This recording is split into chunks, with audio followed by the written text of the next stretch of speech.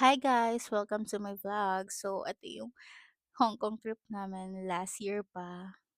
Yan, kasama ko mga workmates ko. Then, yan, kakain na kami. So, dito, kumain lang kami sa McDo kasi yun na yung bukas. Kasi, mga around 12 to or 1 ng madaling araw, kumain lang ako na ng chicken fillet. Kasi yun na yung madaling luyain. At dahil madaling araw nga, pupunta kami sa Starbucks para magkape. Pero ang ending, hindi ako nagkape kasi hindi ako nagkakape. Umorder lang ako ng strawberry latte kasi gusto ko ng maasim na matamis. Mga around 5:45, ayun na, boarding na namin. Pupunta na kami sa airplane and natulog kami dyan sa airport while waiting. So, ito din hinihintay namin. Lilipad na kami papuntang Hong Kong. Finally, ayan na. Nakarating na kami sa Hong Kong, touchdown Hong Kong. So, isa 'to sa dream destination ko dahil nandito yung Hong Kong Disneyland and everything, 'di ba? Dito yung sa happiest place on earth. And sinong di ma-excite kasi ang daming tourist spot talaga 'to. Yan, finally, kakalabas lang namin ng airplane yan. So, gustong-gusto ko talaga dito sa spot na 'to kasi nakikita ko sa mga K-pop artists, sa mga artista. At syempre di ako papayag na di ako makaka-aura 'no. O 'di ba hanggang dito sa airport di ako nagpatinag na umaura-aura, na magpa-video and everything. Siyempre first time mo sa Hong Kong and wala namang masama dun kung gusto mo magpa-video-video diyan and ano yung moment, i-feel yung moment. 'Yan, so aura-aura lang and ito yung mga kasama ko, 'yan pack, hmm. And nakita mo naman yung videographer ko kanina. Siya, thanks to you, ayan, vavay daw siya. Touchdown. Bakit dapat kinikilig ako dahil sa moment na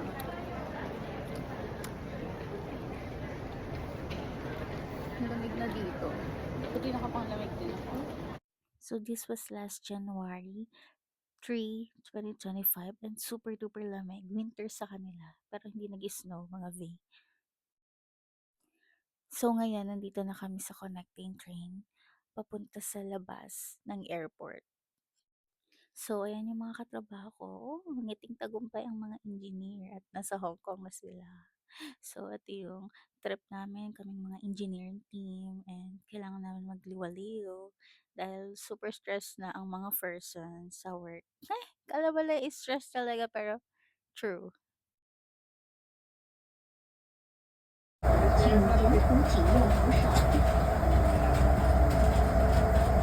At dahil dyan, may pa-transition na naman ng babae na sa airport na siya, nandito sa Hong Kong, super lamig.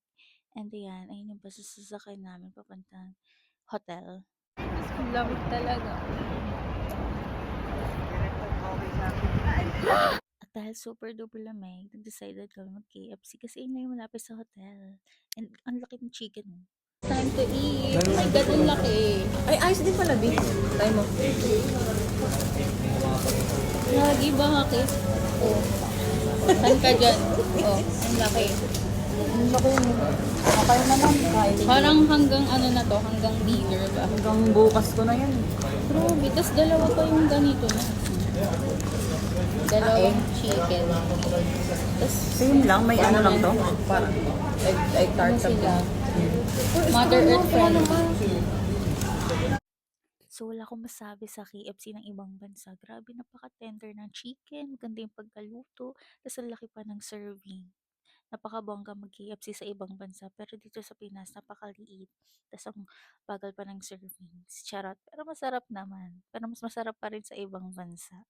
Ayan, super sarap ng kain ko dyan. And, ayan, grabe yung mga gravy dyan. Super sarap talaga, grabe. Yung dalawang chicken yan, tapos may gravy. Grabe, super sarap. And uulitin sa Hong Kong. Ayan, yung s'mores, super duper sarap din yan. Yung marshmallow na yan with tamis, alam mo naman, kilala yung Hong Kong sa mga egg tart, mga ganyan-ganyan. Sarap, promise. Super. Then, next naman itong egg tart naman. Pero mas nagustuhan ko syempre yung egg tart dahil yun yung ano nila, kilalang pagkain dito sa Hong Kong. Ayun oh, kita mo super duper sarap sa ano pa lang, itsura pa lang oh. Di kang papaka-vogue. Then after namin kumain, mga ilang minuto ay lumarga na ang aming team. Papunta kung saan man kami pupunta. Wala, saan kami dalahin? Ayan ang outfit ng babae, naka-white na clip, naka-white na puffer, white pants pa. Akala mo hindi siya dumihin. And dito for the steps lang talaga kami. Hindi ko alam kung nakailang steps ako dyan. Siguro naka 20K. Super duper walkable here sa Hong Kong. Ayan. Dito naman kami sa train station na para pumunta sa Tsinghua. Basta yung ganon. Sunod-sunod lang talaga kami. Ayan. Tapos ginamit namin yung octopus card. And nag-avail kami kasi mas maganda gamitin yun. Kesa sa iba, pero pwede naman i-try yung mga GoTime, GCash card, Maribank, or Cbank. So, nag-opt lang talaga kami mag-Octopus card kasi very convenient. Pati sa bilihan ng mga kung ano-ano man, pagkain, convenience store, gamit na gamit talaga tong Octopus card. And very convenient yung transportation nila ha. And finally, malapit na kami. Then, may punta daw kaming kainan eh. So, ayan.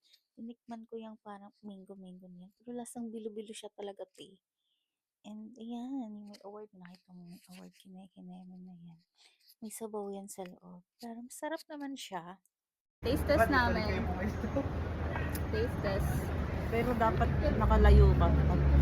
Hoy, nakaano ka sa akin. Pinutas ko na lang. Ito siya, basa-basa. Bago.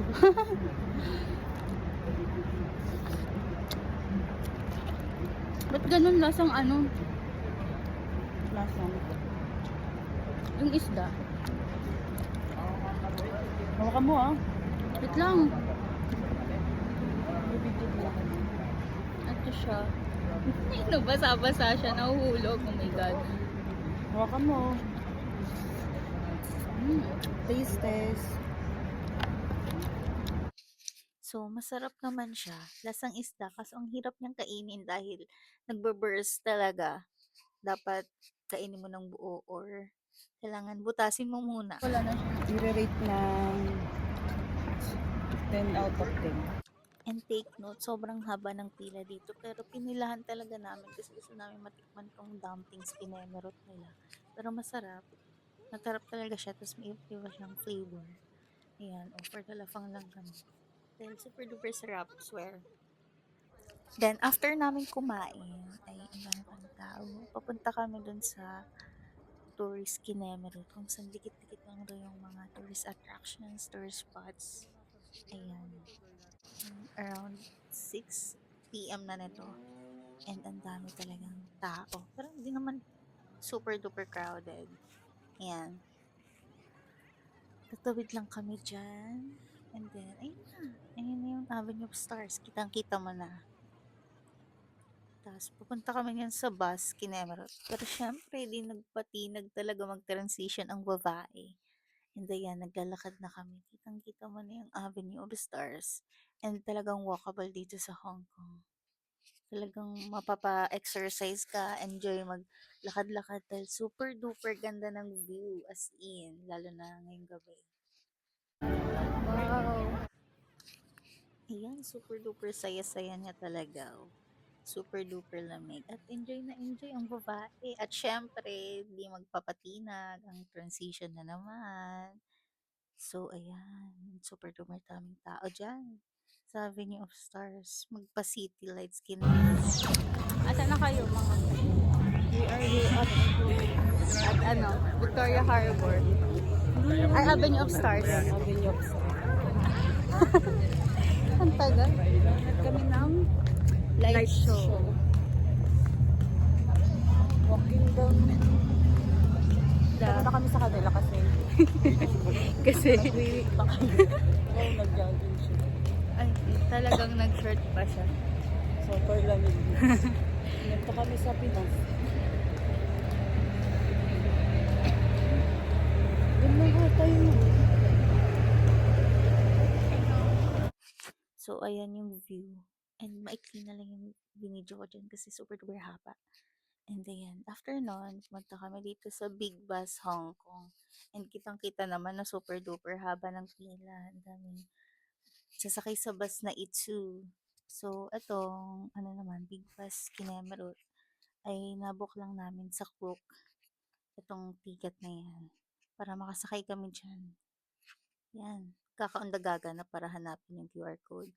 And hinintay namin talaga tong bus na to kasi gusto syempre hindi natin hahayaan na di tayo umupo dun sa taas kasi kitang-kita mo yung view dun eh, tapos mahangin pa, fresh air, and pwede rin naman sa baba pero syempre eh, lubos-lubusin mo na talagang sumakay sa taas kaya hintay-hintay lang at dapat sama-sama kami.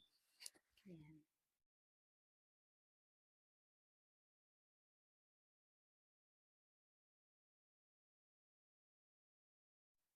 Hindi yan, binibilang talaga nila yung tao at may binibigay sila diyang earphones para may sa mga translation, kung anong lengguwahe man yung sinasalita mo o naiintindihan mo. Yun yung para doon. Yan. Siyempre, akyat na kami sa taas. And ganito na yung view. O, diba? Pak. At pinili talaga namin umupo sa likod para kitang-kita mo sa harap. Pangat kasi pag sa harap. So, ayan. Ganyan. Diba? Lakas presko talaga sa feels. Kung ganyan. Upo-upo na sila. At katabi ko na naman ang babae.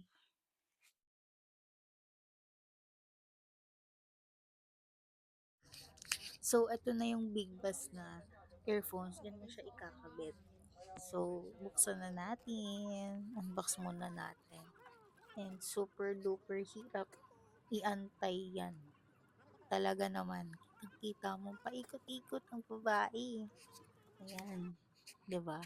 Tapos sinaksak ko dyan. Tapos ang hirap din yung i-ano. Pero ayun nga, para sa kaalaman at sa knowledge namin, kaya kailangan ng ganyan. Kasi may English translation, may Espanyol, Chinese, Korean, lahat. Pero limited lang. So, ayan na nga. Diba? Enjoy na enjoy for the video ang mga person. Super duper lamig. Kitang-kita mo mahangin talaga, oh. Ayan.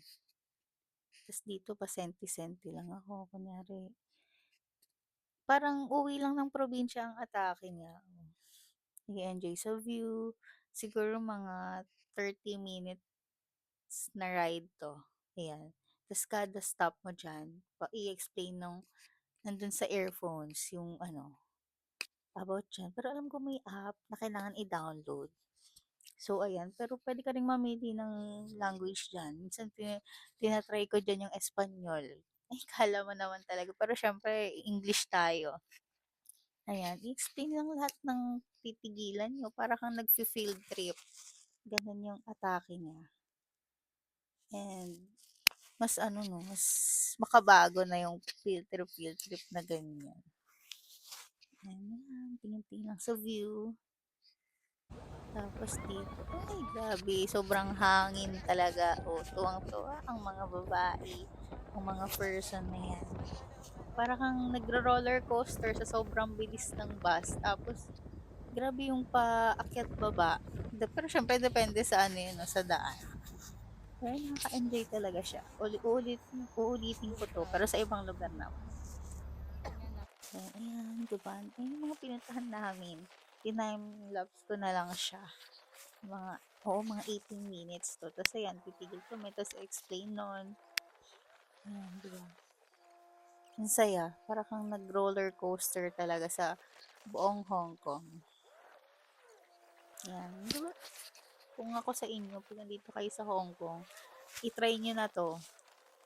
I swear, mag-enjoy kayo. Ayan, diba? Ganda-ganda ng rides na to. Dami ka pang matututunan. Tapos meron kami nakita diyan, yung scaffold nila, bamboo. Dito sa Pinas yung mga pipe yung gamit. Grabe, sobrang ano nila diyan. Pati dumaan nga rin kami pati sa pagdi-distribute ng mga ano eh, ng mga frutas. Pero naka-enjoy talaga. Ulitin ko talaga 'to. Yan na yan. Punta naman kami sa Ichiran Ramen. Buti meron dito sa Hong Kong. Maganda yung lagusan nila, oh. Kitang-kita mo, 'di ba? Super duper haba ng lagusan papunta dun sa mismong kainan. Hindi, daming customer. And alam ko, pwede online payment dito, online order. Ayan. So, ayan na yung ramen. Super duper sarap po. Kitang-kita mo pa lang, oh. Ayan.